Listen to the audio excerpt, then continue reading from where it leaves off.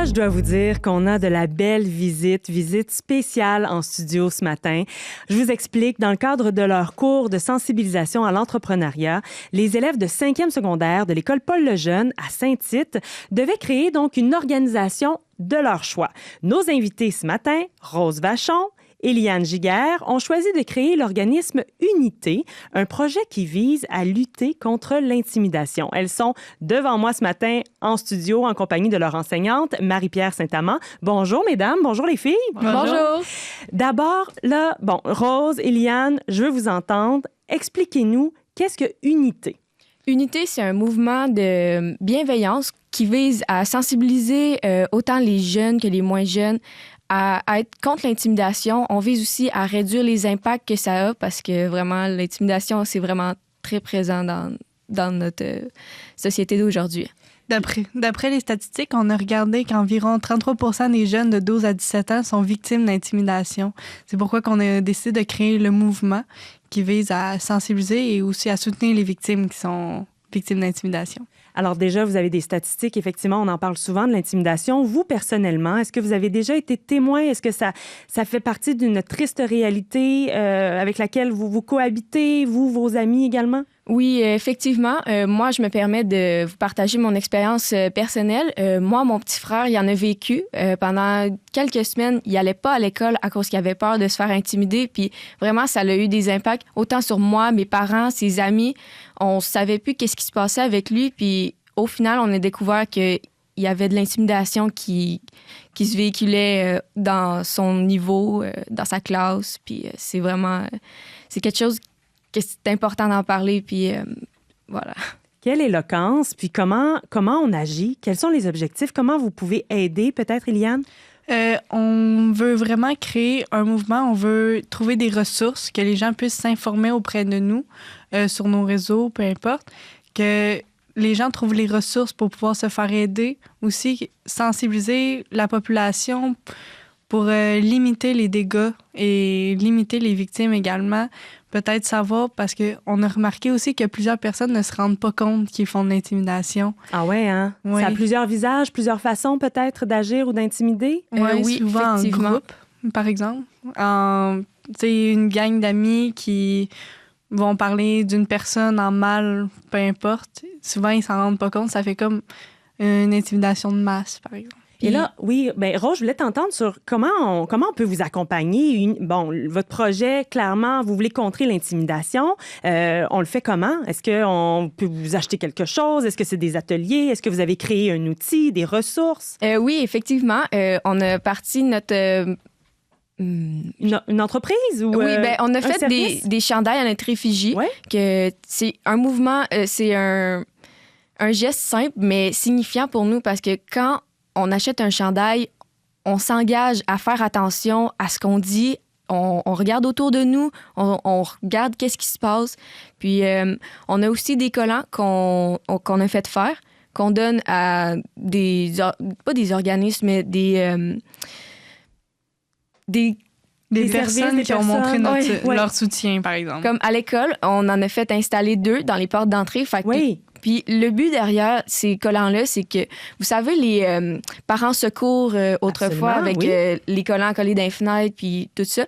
Ça devient une référence visuelle. Ça, on se dit, les gens qui ont ce collant-là dans leur commerce, mettons, ils s'engagent à faire attention à ce qui se passe dans leur entourage ou peu importe comment ils peuvent percevoir ça.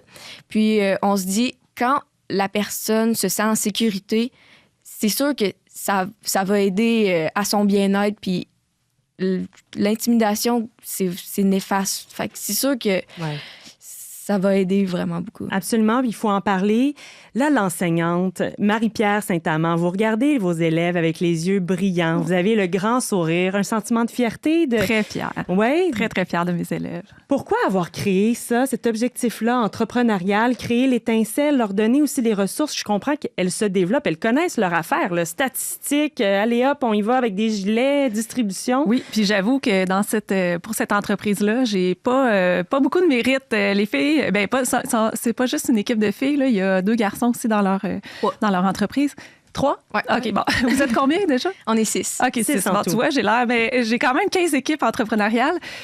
Puis, c'est des élèves qui sont vraiment autonomes. Donc, souvent, là, j'ouvre mes réseaux sociaux puis je vois des choses qu'ils ont fait. Puis, justement, leur première publication, des fois, c'est pas toujours, les jeunes, ils essaient des choses, puis là, celle-là, leur première publication, là, je commence à lire, je fais, OK, des statistiques, bon, mais il y avait indiqué leurs sources. Ah ouais, Là, j'étais vraiment fière, puis c'était des sources qui étaient fiables, là, c'était pas seulement... Et ça fait des petits. Là, ce que je comprends, c'est que même les entreprises de Saint-Tite peuvent participer. On peut y apposer un collant, on peut donc acheter, j'imagine, un gilet. Donc, c'est un projet scolaire, mais qui sort d'envergure. Vraiment. Oui, Tout exactement. Ils ont déjà fait une présentation au CJE de Mikinak devant le conseil d'administration aussi. Puis ça commence à faire boule de neige leur projet.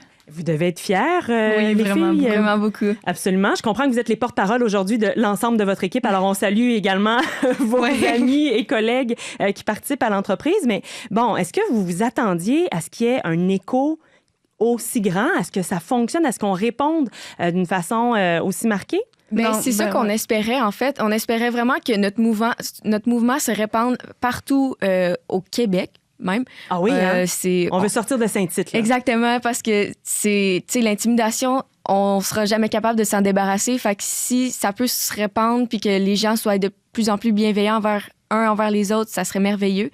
Puis sinon, c'est vrai que on est choyés d'avoir eu autant de partenaires, de commanditaires. Les gens nous aident. Ils sont contents de voir qu'on prend ça à cœur. Puis vraiment, on n'a pas les mots pour remercier les gens. Je dois vous dire, on va saluer un auditeur, Alain, qui nous écrit. Vous allez sûrement savourer. Il précise, peuvent-ils envoyer des autocollants à la Maison-Blanche? Donc, pourquoi pas? On va contrer l'intimidation. On va aller lui envoyer un message à la Maison-Blanche. Ça pourrait être une option. Oui, quasiment. Eliane, toi, quels seraient tes objectifs avec votre projet, justement, Unité?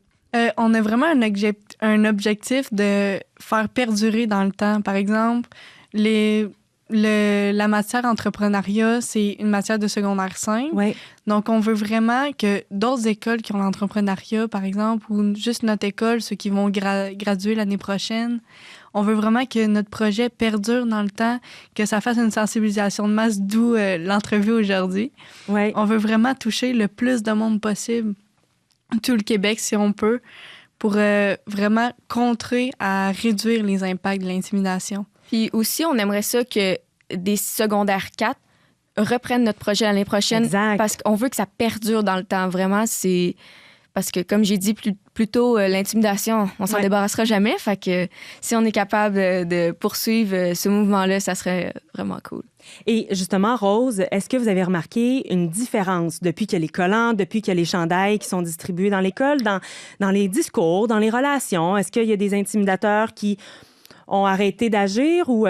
C'est sûr que notre projet il est encore florissant. On essaie encore de le faire... je sais pas comment le dire. Il y a d'autres actions. Donc, je comprends que là, ça bouillonne d'idées. Vous êtes en action. Là, déjà, ça se distribue. On sort de l'école, peut-être à la Maison-Blanche, peut-être à travers le Québec aussi. Mais bravo. Bravo pour vos actions, les filles. Bravo également à vous comme professeur, Madame Saint-Amand, de créer cette étincelle-là puis de donner la latitude et les ressources aussi pour les jeunes. Vous êtes un bel exemple de jeunesse, mesdames. Merci beaucoup pour cette entrevue en ce vendredi. Puis je vous souhaite, on va regarder là, comment on peut participer, peut-être afficher des autocollants ici ou acheter des gilets, je sais pas. On va sortir votre projet de Saint-Tite. Merci beaucoup.